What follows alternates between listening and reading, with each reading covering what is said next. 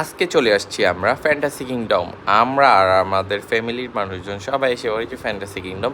সর্বফার্স্টে আমরা টিকিট কেটে ঢুকে গেলাম ফ্যান্টাসি কিংডম। তারপর আমরা এসে লাঞ্চ করে নিলাম, কারণ আমরা দুপুরের দিকে এসে পড়েছিলাম। যাই হোক, এখন আমাদের গোসলের টাইম।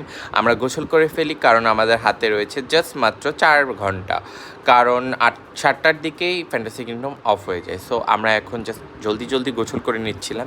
জলদি গোসল করে তারপর আমরা সবগুলো রাইড উঠবো। আমাদের প্রত্যেকটা 12টা রাইড ছিল, 12টা রাইডের থেকে আমরা সবগুলোতে উঠতে পারবো না জানি। আর আমি এখানে এইটা খুবই মজা লাগছে, এটাতে উঠেছি। যাই হোক, আমি আমার ছোট্ট পরীটাকে নিয়ে দাঁড়ায় আসছি, কারণ ওর ঠান্ডা, সো ওকে পানিতে নামানো হয় নাই। আর এখানে দিচ্ছিল সাগরের ঢেউ, মনে হচ্ছিলো যে একদম কক্সবাজার এসে পড়েছি, কারণ ওইটার যে সাউন্ডটা ছিল পুরো সেম কক্সবাজারের সাউন্ডের মতো।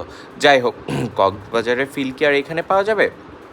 কক্সবাজারের যে নোনতা পানি, যাই হোক, এত সমুদ্রের ঢেউ, এত বড় ঢেউ, ওগুলো কি আর এখানে পাওয়া যাবে? কিন্তু যাই হোক, যতটুকু হচ্ছিল মজাই লাগতেছিল।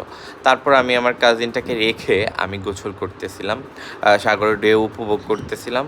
অনেক মজা লাগছিল, কারণ অনেক দিন পরে এসে জাস্ট একটু রিল্যাক্স করলাম। এর আগে যখন আমি ফ্যান্টাসি কিংডম এসেছি তখন অনেক ছোট ছিলাম, তারপরে এসেছি আমি শ্যুট করতে। তো শ্যুট ছাড়া আমি এটা নর্মালি টাইম ফ্যামিলি গেট টুগেদারের সাথে এসে পড়েছি। যাই হোক, এখন আমাদের গোসলের প্রায় লাস্ট মুহূর্ত, গোসল প্রায় শেষ করে ফেলবো। তারপর গোসল শেষ করে আমরা সবগুলো রাইডে ওঠা ট্রাই করব, কারণ না হলে সন্ধ্যা হয়ে গেলে আমরা রাইডার উঠতে পারবো না, কারণ ফ্যান্টাসি কিংডম অফ হয়ে যায় 7টার দিকে।